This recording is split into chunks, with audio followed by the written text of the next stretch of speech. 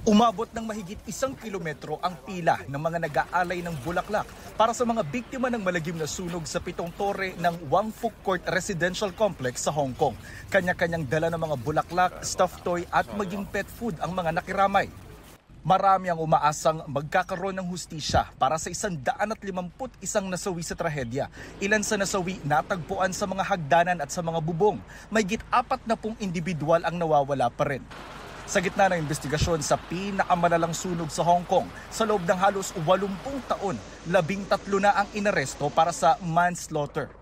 Iniimbestigahan pa ang sanhi ng sunog pero kabilang sa sinusuri ang mga materyales na nakadagdag umano sa mabilis na pagkalat ng apoy, gaya ng mesh na ibinalot sa bamboo scaffolding na di raw akma sa standard.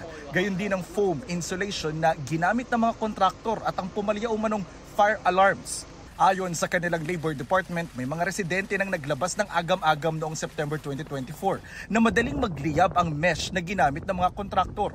Pero sinabihan umano sila ng mga otoridad na mababa ang tsansa ng sunog sa lugar.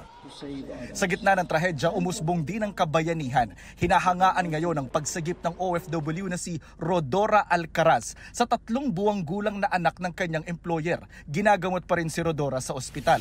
It's so like her to put her life on the line for someone else. Kasi talagang very caring talaga siya. When you're in that time din, yung desperation mo, syempre gusto mong mabuhay, you're in survival mode.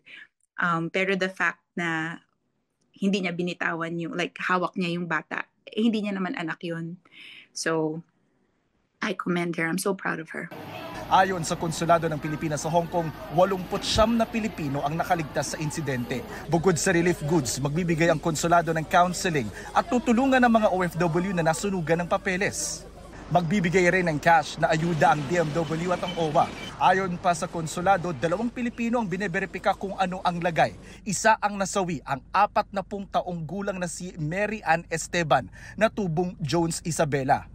Natunton ng GMA Integrated News ang kanyang pamilya sa Jones. 10 taon daw nagtrabaho sa Lebanon si Mary Ann bago lumipat ng Hong Kong kung saan mag-4 na taon naman siyang nag-OFW. Uuwi sana sa December 16 si Mary Ann para makasama ang pamilya sa Jones at kunin ang kanyang 10 taong gulang na anak na nasa Rizal. Sobrang sakit sa lahat. Sobrang lungkot.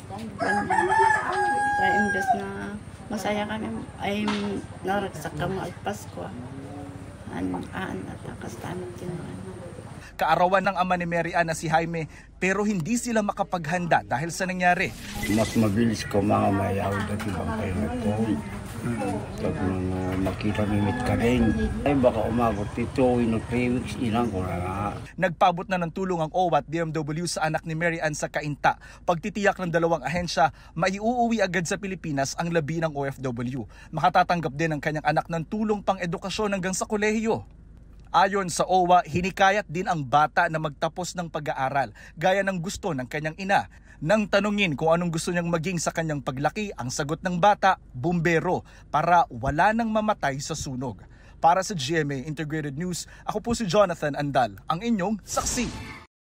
Mga kapuso, maging una sa saksi. Mag-subscribe sa GMA Integrated News sa YouTube para sa iba't ibang balita.